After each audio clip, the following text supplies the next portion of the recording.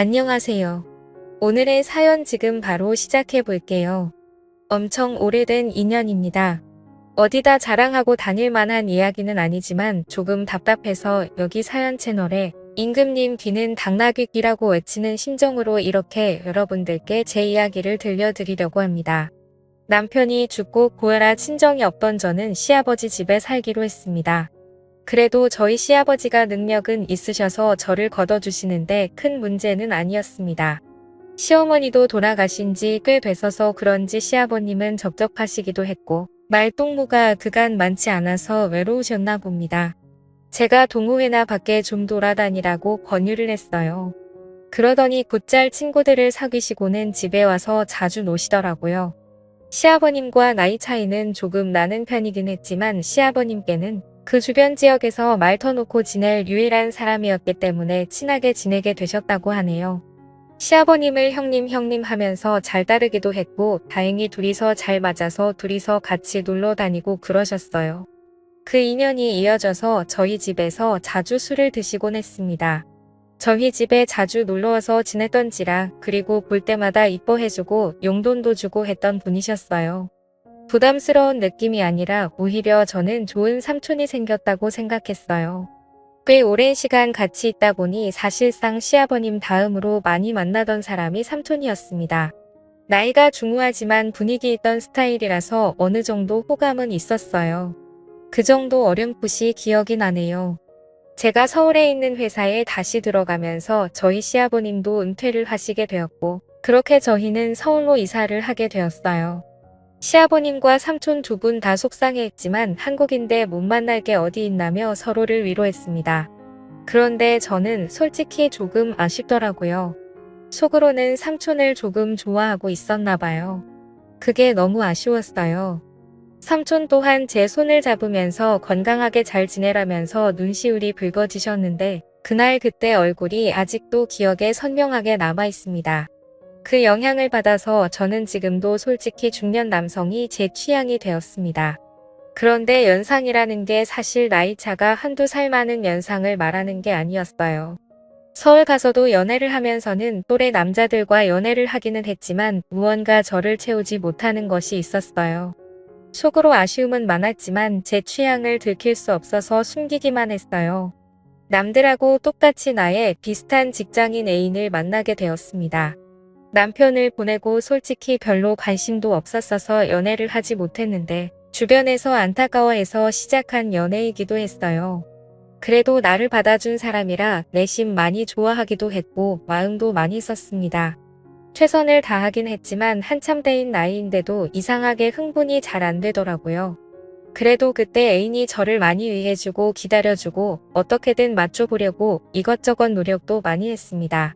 도무지 애인한테 나는 연상이 아니면 안 될 것 같다는 말이 도저히 안 나오더라고요. 그 애인이 나쁘다고 생각하진 않는데 그도 사람인데 당연히 답답하고 힘들었겠지요. 결국 그는 저를 두고 다른 여자를 만나더라고요. 잡으려 했지만 그는 마음의 상처를 크게 주고 저를 떠났어요. 저를 위해 그만큼 희생해준 좋은 사람이었던 애인이 나를 두고 어떻게 양다리를 걸칠 수가 있나 하는 배신감이 더 컸죠. 게다가 남편을 보내고 첫 애인이었기에 애인의 바람에 저는 우울에 빠지게 되었고 그때 카카오톡도 연락처도 핸드폰에 있던 모든 걸 지워버리고 한동안 방황을 했어요. 그렇게 허무한 시간들을 보내다가 시간이 지나니까 해결이 되더라고요. 그리고 나서 다시 백업해둔 연락처를 정리하면서 카카오톡도 설치하고 정상적인 삶으로 되돌아갈 준비를 하고 있었습니다. 마지막 백업을 해둔 게 너무 오래 전이었어서 그동안의 친구 목록이 다 사라져 있었지요. 그런데 제 눈에 띄는 번호가 하나 있었으니 제가 서울에 오면서 헤어지게 되었던 삼촌의 번호였습니다.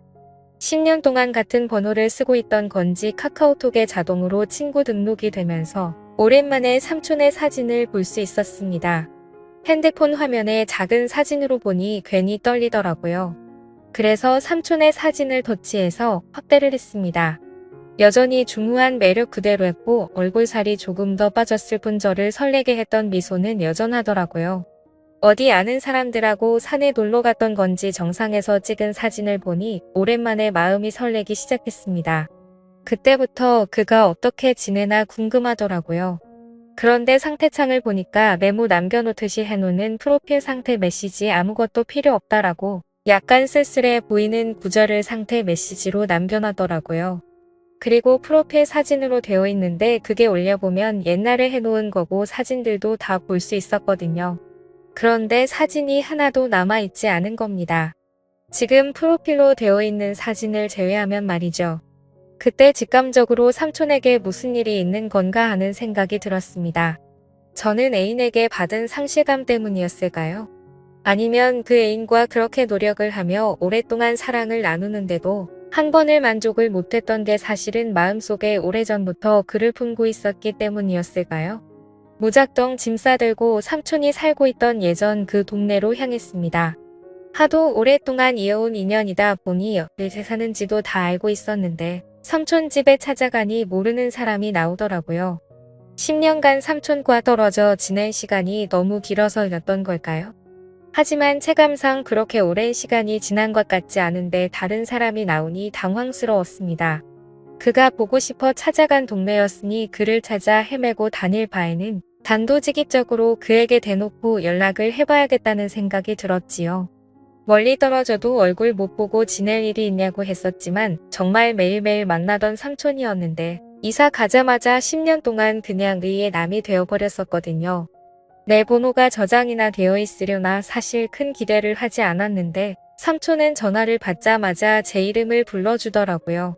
이렇게 반갑게 맞이해줄 거면 왜 지난 10년 동안 모르는 사람처럼 지내왔는지 제가 얼마나 삼촌을 보고 싶었는지 몰랐나 싶기도 하더라고요. 삼촌과 저는 오랜만이라며 시아버님은 어떻게 지내는지 서울은 어떠니 회사는 다닐만 한지 별시도 없자는 안부를 물으며 한참 동안 대화를 나눴습니다. 그러다가 삼촌도 제가 갑자기 연락을 한 이유가 궁금해졌는지 오랜만인 건 좋은데 무슨 일 있는 거냐고 왜 연락을 했냐고 물어오더군요. 그래서 솔직하게 삼촌 카카오톡에 있는 사진과 프로필 메시지를 보고 삼촌한테 무슨 일이 있는가 싶어서 저도 모르게 연락을 하게 되었다고 했습니다. 그러니 삼촌이 제 말을 듣고는 뭔가 쓸쓸하게 웃으면서 별일 없다고 하더라고요. 그래서 실은 삼촌한테 무슨 일이 있는 줄 알고 지금 이 동네까지 내려왔다. 삼촌 집까지 찾아가 봤는데 모르는 사람이 살고 있더라 하는 이야기를 꺼냈습니다. 그러니 삼촌이 조금 놀란 눈치더라고요. 밖에서 한 1시간 정도를 기다렸더니 삼촌이 헐레벌떡 제가 있는 곳까지 나오더라고요.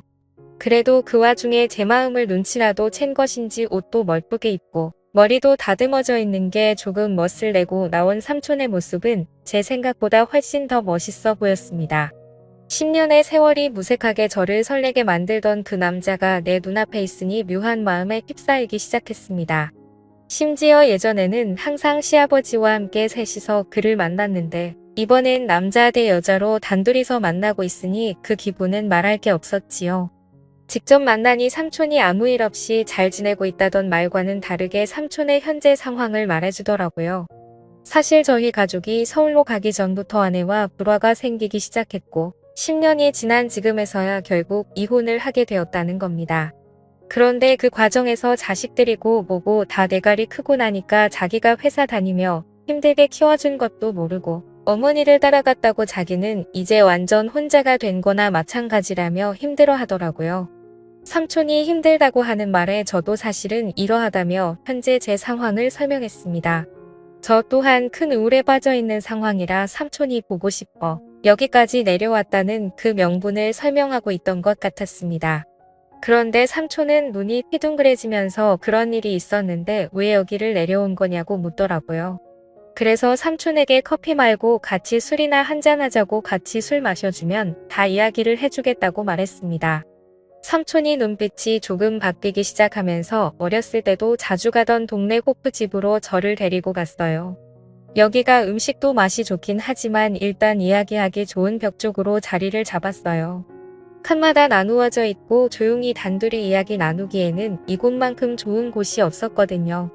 그때 저도 솔직히 삼촌과 조금씩 저에게 마음을 열고 있다는 생각이 들기도 했습니다. 삼촌이 저랑 술 같이 마시니 뭔가 묘하다고 하더라고요. 술을 한 2잔 나누다가 저도 삼촌에게 제가 애인과 헤어졌던 이야기를 하면서 사실 애인 앞에서 내가 다가가지 못한 이유와 노력을 해도 잘 해결되지 않았다고 말했어요. 그리고 그 문제의 중심에는 항상 다른 사람도 아니고 삼촌이 있었다고요. 대충 고민 상담을 해주려고 했던 것 같은데 바로 돌직구를 날려버리니 정신을 못 차리고 제 말에 얼어붙어서 아무 말도 이지 못하더라고요. 그래서 한 번 더 삼촌에게 돌직구를 날렸습니다. 사실 이제는 모르겠다. 내가 뭐가 잘못된 건지 아니면 정말 삼촌 때문에 그런 건지 한번 알아보고 싶다고요. 이게 해결이 되면 저도 앞으로 저한테 문제가 있는 게 아니라 억눌렸던 제 마음과 상대적인 요인을 알 수 있으니 저한테도 도움이 되지 않겠냐. 삼촌에 대한 걱정도 많았지만 나도 내 마음을 확실하게 정리를 하고 싶어서 찾아온 거다. 하고 단도직입적으로 다른 게 아니고 삼촌을 원한다는 말을 건넸습니다. 삼촌은 무슨 말을 그렇게 하냐며 손사래를 치기는 했지만 거절을 하지도 않았고 자리를 떠나지도 않았습니다. 결국 삼촌도 스스로가 맨정신으로는 할 수 없겠다는 결론에 도달했나 봐요. 우리가 암묵적인 동의를 하긴 했지만 실수나 마찬가지인 거야 라고 상황을 만들더라고요. 삼촌은 가족들과 떨어져 나와 혼자 지내고 있으니 집에 혼자서 지내고 있었어요. 집까지 데려다 달라는 삼촌의 말이 시간이 늦었으니까 자고 가라는 말이 앞으로 일어날 일에 대해서 의심을 넘어 확신이 되어가고 있는 상황이었습니다.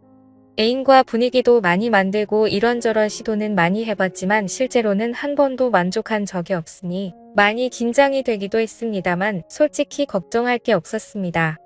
삼촌이 알아서 잘해줄 거라는 생각이 들었거든요. 애인과 이런저런 시도를 할 때와는 전혀 달랐어요. 이미 삼촌이 저를 부축하고 삼촌의 집까지 가는 동안 저는 이미 심장이 두근대기 시작했거든요. 결국 넘어서는 안 될 선을 넘고 말았고 다음날 아침이 돼서야 삼촌은 걱정이 되기 시작했나 봅니다. 실수라고 하기에는 이미 서로가 의도한 대로 되었다는 걸 알고 있기에 후회해도 이미 때는 늦은 상황이었으니 말입니다. 저도 직장인이기에 결국 주말을 보내고 나서 서울로 돌아가야 했습니다. 그날 이후로는 연인처럼 만나기 시작하게 되었죠. 그도 은퇴를 한 상황인데 굳이 뭐하러 제가 매주 주말에 집안까지 내려와야 하는지 싶어서 아예 그에게 생활 정리하고 서울로 올라오라고 제안을 하기도 했습니다. 하지만 그는 저한테 버림받을까 두려움이 있었는지 주저하더라고요. 그래서 제가 그에게 다시 확신을 줬습니다. 당신은 내가 10년이 넘는 세월 만에 겨우 내 것으로 쟁취한 사람이라고 이제는 절대 놓치지 않을 거라고요. 제가 시아버님께 결혼하고 싶은 남자가 있다고 말씀드렸습니다. 그리고 자리에 삼촌을 데리고 나갔을 때 시아버님은 뒷목을 잡고 쓰러질 뻔했습니다. 어차피 저는 취직 후에는 집에서 나와 혼자 살고 있었는데 집에서는 허락받지 못한 만남이기에 결국 삼촌과 둘이 살림을 합쳐서 지내게 되었지요. 언젠가는 시아버님도 저와 삼촌의 사이를 인정해줄 그날이 올 거라 믿고 있습니다. 그때까지 시간이 걸리겠지만 지금은 최선을 다해서 지금의 만족스러운 삶을 유지해 보려고 합니다. 오늘의 사연은 여기까지네요.